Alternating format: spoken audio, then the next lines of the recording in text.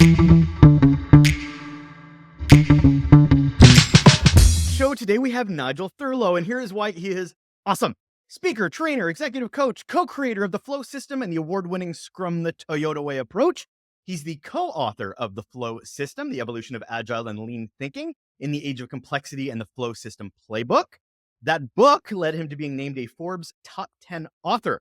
He's also the CEO of the Flow Consortium, which is a collection of highly regarded companies in the lean agile world. He's also the president of CQD LLC, which also is a learning organization in that lean, agile, and complexity world. And he previously served as the first ever chief of agile at Toyota.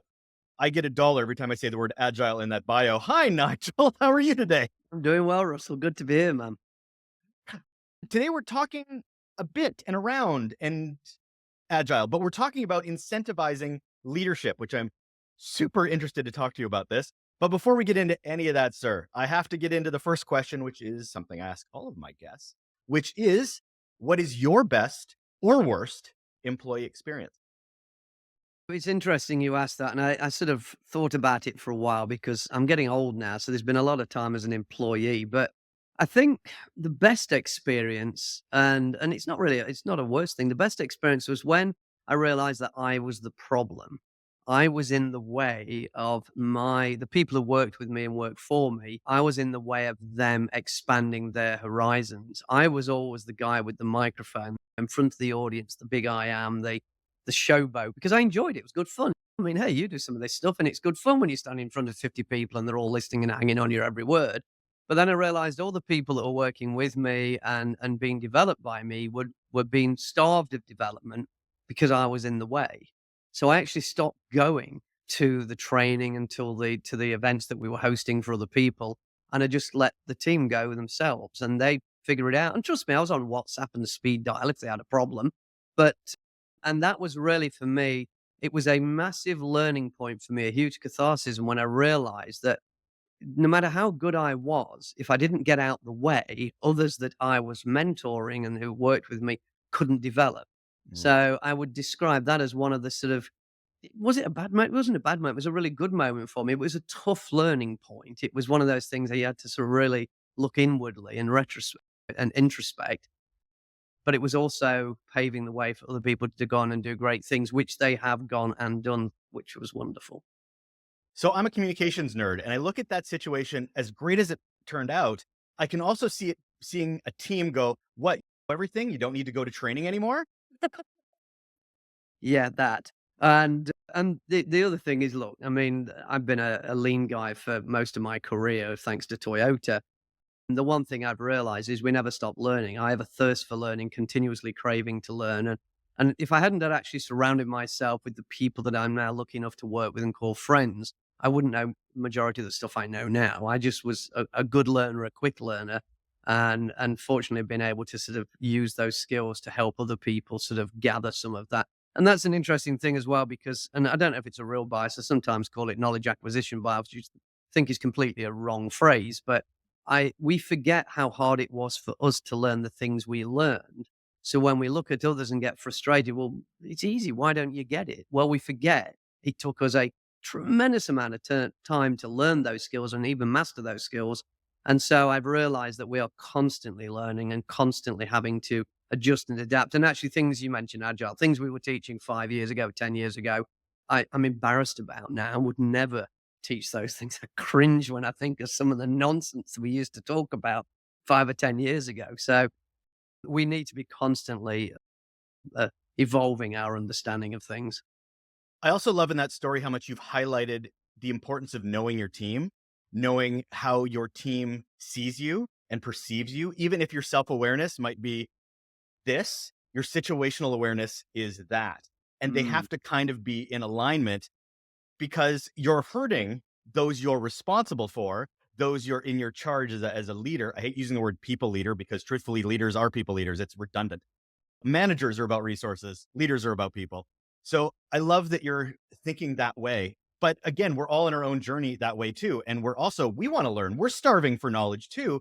But then you'll have team members, and I've encountered this myself, where they're like, well, I'm not Nigel. I can't do that. I'm not Nigel. I'm not Russell. I can't do that level of dot, dot, dot. And I'm like, No, but you can do your own level of dot dot dot and be just, if not more successful doing that. And that's actually a really interesting point because to begin with, they were taking my material and trying to emulate me Mm. and trying to use the same sort of sarcasm and humor maybe I'm known for at times. I'm a Brit, so hey ho, it comes with the territory. But also the anecdotes, the stories, and all those things that really engage an audience and really bring home the sort of practical experience in something you're trying to share with them. They were trying to use my experiences, and they realized that that was never going to work because they're my anecdotes, my experiences. And they started to develop their own and started to run those by me and see how I felt that they landed from a point of view of them presenting them, not the content. And they started to develop really, really quickly. But that situational awareness you talk about, I think we're always trying to improve that. I mean, we talk about that in the work that I do with my partners, but we're always seeking to understand a little bit more because sometimes the way we convey something, present ourselves, or behave or act, we may think is appropriate. Others may not feel that way, but will never tell you. So you've got to constantly be trying to become more and more self aware. And I fail all the time. I mean, I'm not it's a thing. I think that I'm representing myself. And then I read the surveys that people fill in after the event or the training or whatever, and I go, "Oh dear, didn't realize that." And then you start having to think, well, where did I go wrong and how do I improve that? And it's hard. It's not easy to do. No, it's not. And also, it's so important for those teams to have the psychological safety to be honest enough with you about how much you need to improve. Because sometimes they'll hear the whole, oh, it's career impacting if you're overly honest. And there's a reason these need to be anonymous because nobody would want to put their name to any criticism, even if it's constructive. So, for them able to be honest, for you to be constructive in improving your leadership involves a whole ecosystem of factors for that to even be possible and valuable. Yeah, the amount of leaders that, leaders that Yes, sort of thank you for the stand air there and quote. say, you are psychologically safe. I've told you you're psychologically safe, and they just don't understand that it's more about environments and creating that. And of course, candor is welcome and needed, Mhm. and that's really is a demonstration of true safety within an environment in the workplace that people can express themselves without fear of repercussion or career limiting moves or Right. promotion. And I've suffered over my years of career by been in fact, I was actually removed from a contract once for being too blunt and very honest. I'd revealed a situation. It was a senior role, and I'd revealed a situation, and I called BS on one of the executives who was behaving in an inappropriate way. Nothing illegal, just from a point of view, of a business point of view. And I made that very clear to others. And a month later, I was gone. And so that was the type of impact. Now, I guess the small nugget in that story, a few months later, he was also gone. The person, because they'd realized that what I'd said was true, didn't do me much good. But it Yeah. was a real lesson in the type of environments that we were surviving in and what we're trying to eliminate within other organizations. Yeah, we talk about honesty, but then actually don't want it in or want it in a sugary Trojan horse pill rather than the actual, let's save a lot of time and just have the conversation now. Nope. Okay. Well, then you'll suffer in a couple of months from now. Yeah, Great. when you start talking about quality and safety and risk mitigation, if you don't have an environment where people are able to put their hand in the air and say, "Hey, I made a mistake," or "You need Yeah. to look over here, I found something that's really important," then as I've joked more recently and very topical for the time of recording this, you get Boeing. And and that's the challenge. And organizations that struggle with code quality and product quality and delivery issues, because they're big dogged by problems, defects, rework, technical debt, and these things, is because people have found it's easier just to ignore and let somebody else make the decision versus actually putting the hand up and saying, "Hey, we really need to fix this. This is not acceptable." But they know that if they do that, they get accused of whining or whinging or complaining or being problematic and not understanding the big picture and all this sort of nonsense. One of the biggest things I talk about on the show are the 7 roadblocks to great leadership. And one of the biggest ones is every leader seems to want responsibility. None of them seem to want accountability. And that's, and that seems to be the biggest roadblock to that. Another roadblock is how we hire or how we get our leaders. And this is our topic today, which is specifically when we did our pre-chat, you're like, oh, you know what I really want to talk about? Like, I loved that your tone went up a little bit. Like you were like like this is something I want to dig into, which is the dangers of incentivizing leadership. Now, before we get into this bigger conversation, if you're a regular listener of the show, definitions are my bread and butter. I need us to understand what the hell we're talking about before we get there. So, Nigel, in your words, how would you define incentivizing leadership? Ooh, I know you've talked about this before, but we all understand the simple terminology of what an incentive is, a reward, a sort of an encouragement for a certain type of behavior. What I would like to see is that we're incentivizing leaders to develop others. As for regards a specific definition, I'm sure you have something that you favor, but from my perspective, it really is giving somebody a reward for an outcome that they're seeking to achieve. Of course, we'll get deeper into the fact that it's all completely off the rails and we're incentivizing the wrong behavior and the wrong actions by various people. So, why would organizations do this? I mean, we there's incentivizing good and there's incentivizing bad, which the traditional ones, as you've mentioned, is more pay, more responsibility, so you get a higher profile, so you can get that other job later, being exposed to other executives that may help your career down the road. Why would organizations, let's lean into the bad right now. Why would organizations do those more typical incentivizing?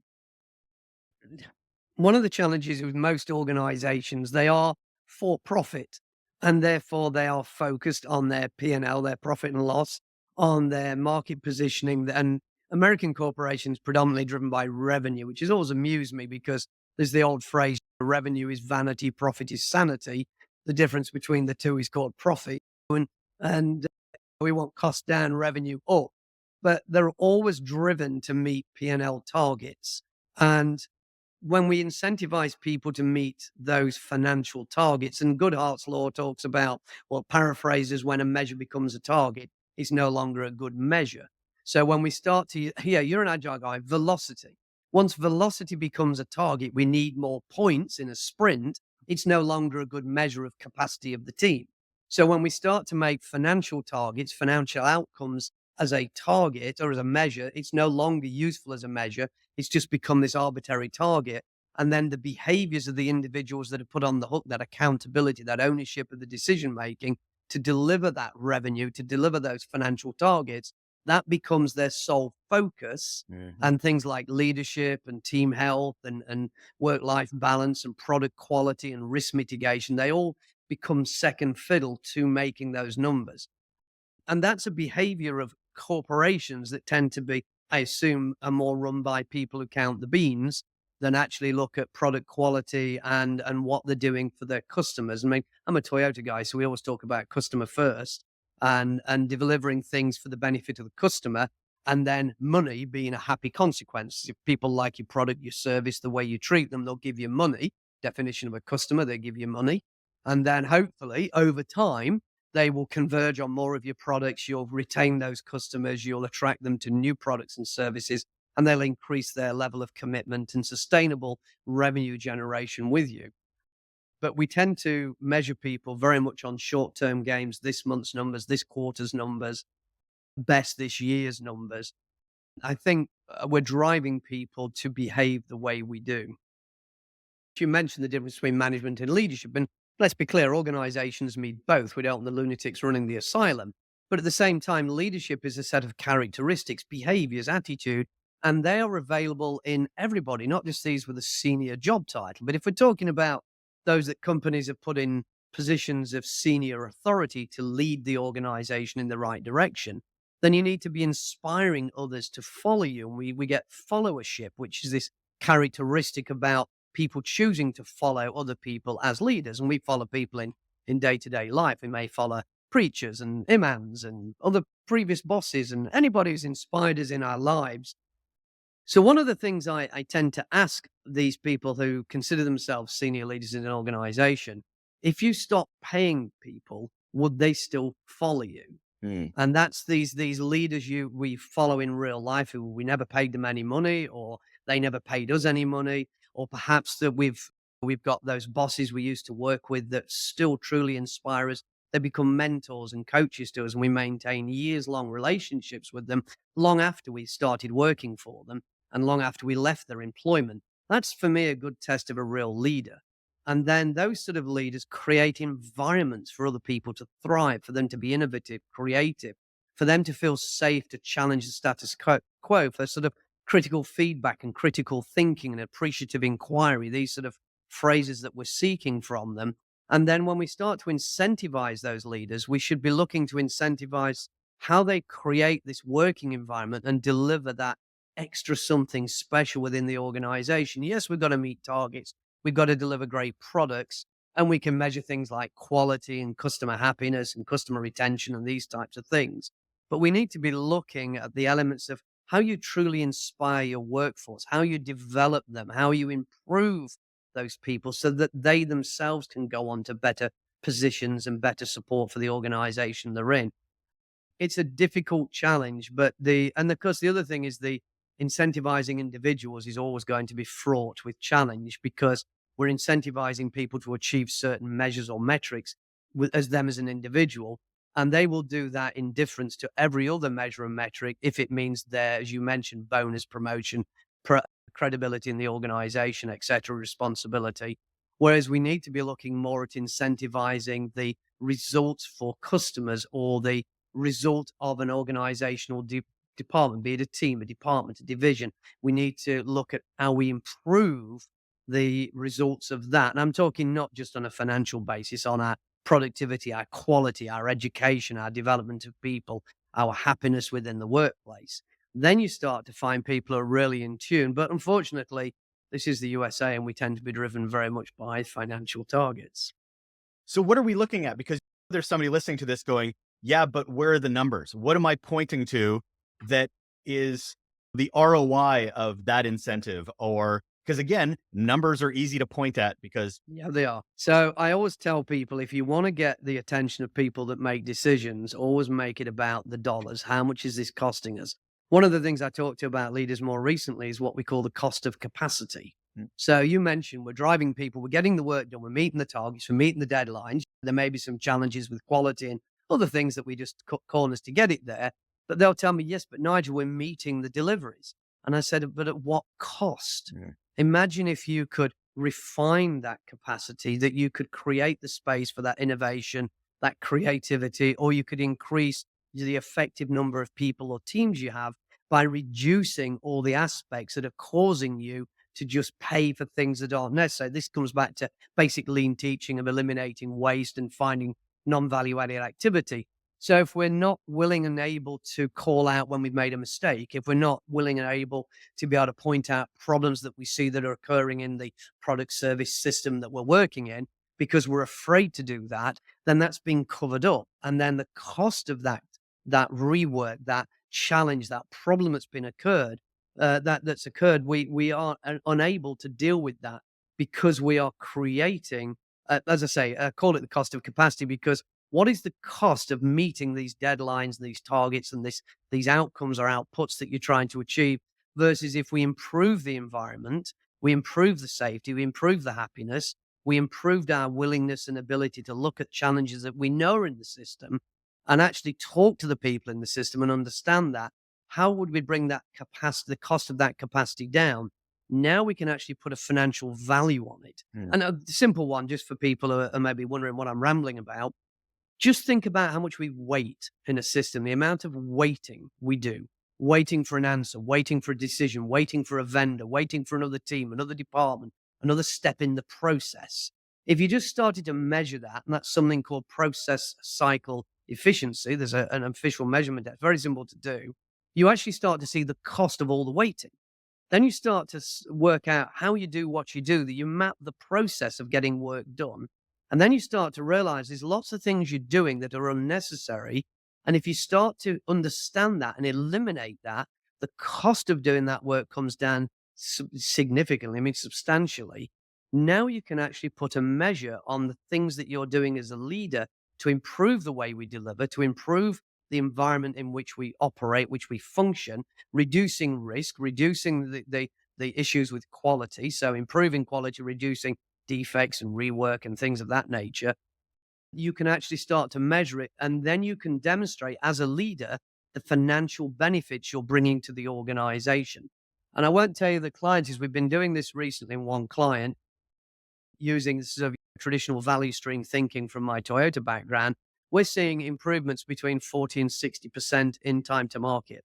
Wow. So just by doing that, and the cost of delivery has come down significantly, and the time to market has come down. So the cost of that capacity has come down, and we're creating capacity to do more work.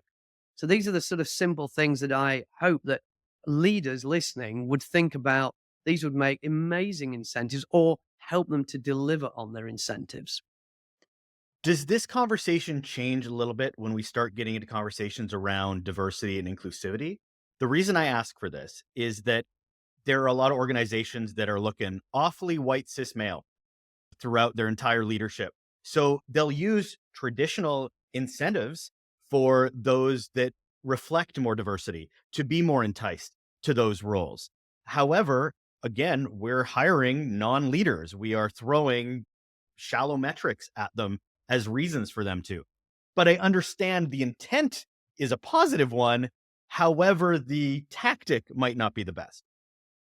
It's an interesting conversation, especially given the election results in November this year, of course, in the US. And the challenge, look, we want a very inclusive workplace. We want diversity of thought. We want cognitive diversity. These are things that are absolutely necessary. And when we talk about multi-skilled workers and cross-functional teams and the ability to bring people together, we want that diversity of thinking, that diversity of thought, which is coming from a lot of our backgrounds, our education, our nature, our nurture, our life's experiences, what the Germans call the world view, which is a much better word than talking about silly things like agile mindsets.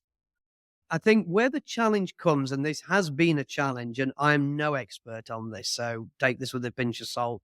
And of course, I sort of fit. I'm a boomer. I'm a white male, and I'm was my daughter would tell me I'm cisgender. So I mean, I fit that sort of that sort of archetype, but it is who I am. But when you start to hire just for a quota, that becomes problematic for not just the organization, but I think it's disrespectful to the people themselves because you've been hired because you fit a certain characteristic versus you've been hired because you've got what it takes for that organization to succeed or within that role or job as an individual. And so I think we have to really start to practice respect for people, which is ensuring we hire the right people into the right roles and then provide them with the right opportunities, the right mentorship, the right guidance for them to succeed and thrive without discriminating against them for any characteristic, be that a traditional DEI characteristic or something else, disabilities or other things that limit them in some other way, but don't limit their ability to perform to exceptionally high levels within the role. I'm lucky. I travel all over the world in my work. I've just come back from a 24-day trip, 9 flights, 5 countries. So I am mixing with a tremendous amount of different people from all walks of life, from all different cultural and ethnic backgrounds. And fortunately, I just see people. I don't see anything that distinguishes them, but I still need to find the people who've got the something special, that je ne sais quoi, those skills, those cognitive abilities to be able to perform in the work that they need to do. One diversity I don't think we talk about enough is on the side of generations. As a Gen X, and you're a boomer, so I get that. But the difference is there are a lot of people coming up in these systems who have no interest in being leaders. They are like, that's great. I like my work-life balance. That's a stress job. I'm closer to the fire hose. Not interested. So incentivizing might be the go-to for a lot of organizations going, well, how do we get these younger generations to replace us when they're being very vocal that they do not want to?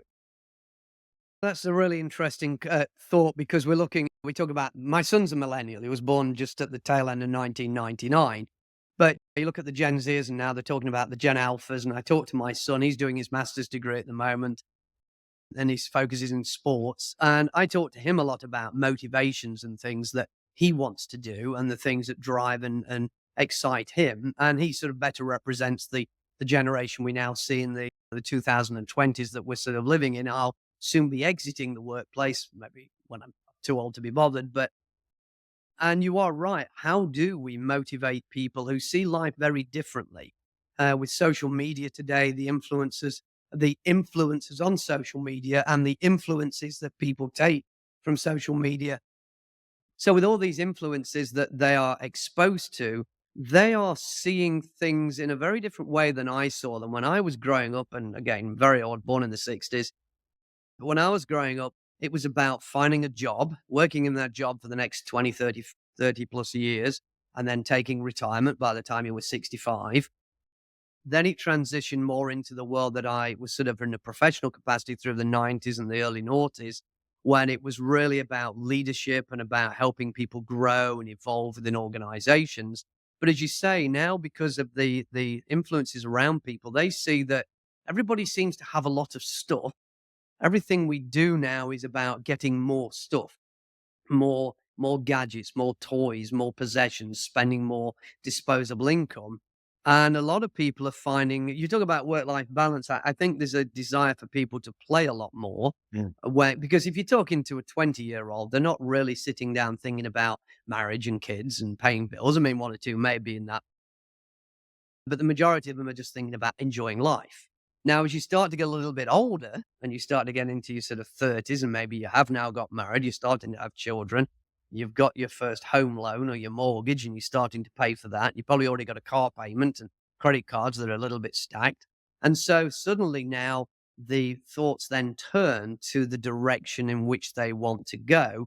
And they realize that more senior roles pay better salaries and give better benefits. So they see leadership, which is wrongly associated with the seniority of a role, but let's just say see leadership as a direction they may want to follow to get that. So I wonder whether it's a problem that we perceive that may go away through its own natural evolution as people get a little older and they need more stability in their life and they want to find these more senior roles in organizations, or whether we have just created a generation or an environment where people don't want to take on these responsibilities and this accountability of leadership in these organizations. But if we have created that, then I start to wonder, where's it going to end? I mean, are we going to end up in some sort of a weird dystopian future, which of course everybody worries about? I think it'll correct itself. I think when I was growing up as a kid in the 70s, I was more interested in how many pints of beer I could drink down the local pub when I was 17 years old than worrying about running an international conglomerate.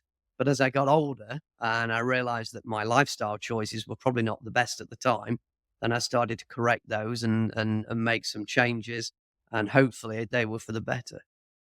I think a lot of the people I see are of the younger generations who are talking about they don't want those leadership roles are saying it within organizations that are kind of crap. Like organizations that are not showing what leadership could be. They're just grinding out leadership as we're going to burn you out. Of course, nobody wants those jobs. You're not selling leadership as a job that's enticing. You are showing the results and the stacked calendars that people don't have room to breathe in going, hey, do you want this job? Of course they don't want that job. They want to be able to, I don't know, have lunch. Like It's I honestly don't think we do a good enough job about selling what leadership could be and then just doing a horrible job with unhealthy organizations going, it's that young generation nowadays. They just don't get it. So this comes back to the environments. People talk about culture, and I talk about culture being the product of our behaviors. So if you don't like the culture you're in, change how you do what you do, change your behaviors, change your attitude. And most companies, I mean, whether you're in the office or out of the office, is a an endless stream of meetings about meetings about meetings, to have a meeting, to decide about a meeting, to make a decision that you never ever bother keeping to, and then have more meetings about why we didn't keep to the decision. So of course, no, I mean, these poor sods are coming into the workplace. They're seeing people nose to the grindstone, working 8, 10, 12 hours a day. If you're in the US, that's not uncommon, and then giving up some of your discretionary time at the weekend. Sunday evening, you're catching up on your reports, maybe even doing the damn status report to present on Monday morning, or at least looking through your calendar, replying to emails, making sure you got your ducks in a row for another 50 plus hours of meaningless attendance in Teams and Zoom sessions, even if you are lucky enough to be working from home, if your context allows that. So, of course, we need to be looking at what, and I come back, and I'm sorry, it's just the lean guy, man. I come back to it, just go look at how you get stuff done. I Mm. talk to leaders all the time about what they think the problem is. And, why did you buy Agile? Why did you buy Lean? Why did you buy Safe or whatever else you're throwing at your problems in the office? And I'm asking you, what do you think the problem really is? And they'll tell me things like revenue is down, costs are up, attrition of customers or staff, these types of things. Quality isn't where we need it to be. And I keep telling them these aren't problems, they're outcomes, they're Man, results of the way you do what you do. And if you don't like the results, you need to go look at how you're doing what you're doing and actually go dig into that and really truly understand that. And when you realize the farce, what we call productivity theater that's going off, the constant robbing Peter to pay Paul to make it look like something is happening in the organization, when you go look at that farce that you're perpetuating and start to actually fix the real root causes, the real underlying causes of why you do what you do and the way you do what you do, then you'll get a better result. And I think unless we address those problems, then you bring a new person in, they just look at it in complete shock and horror and think to themselves, this is not what I want. And of course, back to the sort of social media influences, they're looking at what the world purports to be. And then they enter this real world of typically corporate hell and they start to understand this isn't really how it looks on Instagram or TikTok or whatever. This is a completely different life. So if we want to fix that and we want to engage the younger generation who've got that knowledge, that creativity, that innovation, those new ideas, that fresh thinking we want to nurture and exploit, then we've got to create an environment that attracts them. But if the environment, as we go back to incentives again, if the environment is just run, run, run as fast as you can in the hamster wheel to make these arbitrary targets without actually thinking about what it is we're trying to achieve here, then I think these companies are going to have a hard job attracting and retaining the younger generation. first off, I wrote down productivity theater. I'm gonna use that a lot. That's a t-shirt. I am all over I that. didn't come up with that. I have friends who told me these things. So Fantastic. And just I'm like, oh, that hits so close. The other piece that I really wanted to ask about is in your book, The Flow System, you do talk about a distributed leadership approach. Do you think that could be an answer to avoiding some of these dangers when we share leadership? yeah, I mean, that comes distributed leadership comes from leaders' intent or intent-based leadership, which is stuff that people like Dave Marquet talked about of commander's intent in his book, Turn the Ship Around. There's a lot of other influences that flow into that. Psychological safety is part of distributed leadership. He talked about accountability and responsibility, and definitions are important because Mhm. in Spanish, whenever I go anywhere that speaks Spanish, they don't differentiate the two terms. They're basically synonyms. But in the English language, accountability is about owning the decision making, owning the outcome, the result, where responsibility is just the responsibility for doing the work that achieves an outcome or a result. That's the sort of nuance there. But what we want to be able to do is to transfer the ownership of decision making to other people so that we entrust those decisions throughout the organization, where delegation is, I let you decide for me on my behalf, but I still retain the overriding decision making on that. I'm still fully accountable. Where we want to transfer that accountability, that ownership of decision to people who are closer to the work. And that's where Marquet says, it says, move authority to the information, and the information is where the work is done. What lean people may call the Gemba, the real place, the actual place the work is done. So we truly want to enable people closer to the work to make the decisions that are right, the right decisions closer to that work.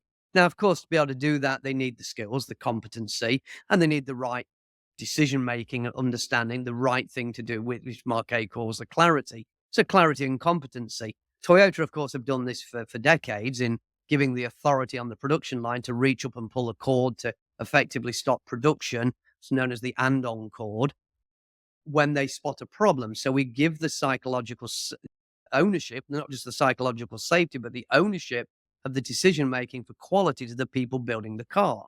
And I challenge a lot of leaders that I speak to is how do we enable that metaphorical andon cord, as it's known, in your line of work? So if somebody spots a problem in a system, in code, in some development doing anything, any product or service delivery, wherever it is, how do they have the ability to pull that metaphorical cord and stop production, take a pause, reflect on where we are, consider the appropriate action before continuing on in that process, that system, or whatever it is we're doing?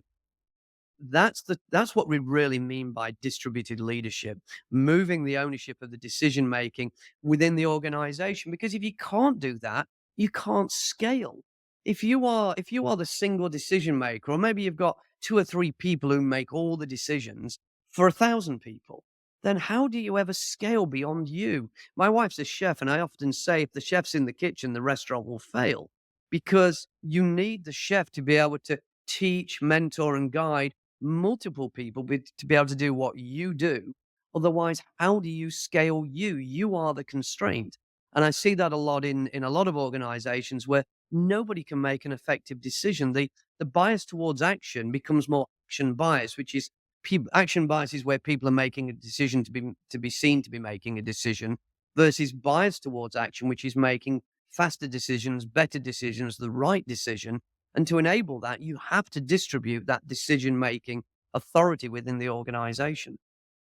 And speaking to the incentivizing of leadership piece of that, it also allows that frontline staff, that middle management team to have a taste of leadership, as opposed to thinking of leadership as an other, as it's us versus them, or they don't see us, or they undervalue us. They are part of the ecosystem rather than feeling an outside of that ecosystem. So if you're incentivizing going, if you want to be a leader, here's a taste of it. This is what it feels like.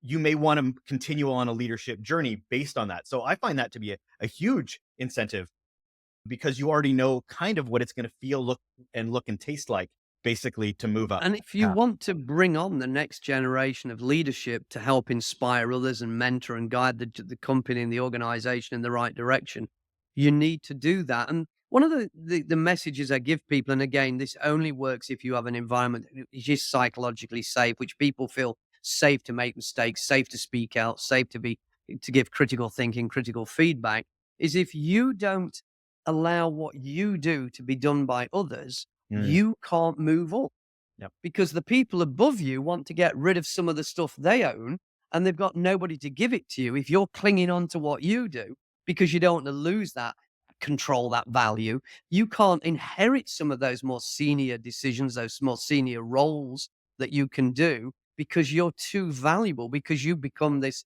single point of failure, this critical link in the chain. And the senior leadership don't want to move you from that because they realize it's brittle. So you have to give away some of that control if you want other people to succeed so that you can therefore move on up. It's a really difficult thing to convince people to do, and it just require a very strong, safe environment, which has to be nurtured by those people calling themselves senior leaders. And they'll only do that if they act and model the behavior themselves. Well, that's an exclamation mark to wrap this conversation up. Thank you, Nigel, for that. I could go down so many different paths with you, but unfortunately, we're out of time for now. But I do have to wrap it up with our regular question, which, off the top of your head, sir, what is one simple action you believe people can do right now to improve relationships at work? Just listen more. Mm. Close big eyes, big ears, small mouth. It's a real hard lesson, definitely for me to have learned. But we need to listen more and understand what other people are saying. That is Nigel Thurlow. He is a speaker, trainer, executive coach, and co-creator of the Flow System. You can buy the book and the playbook, and the award-winning Scrum the Toyota Way approach. Thank you so much for being here, Nigel. Thank you, Russell.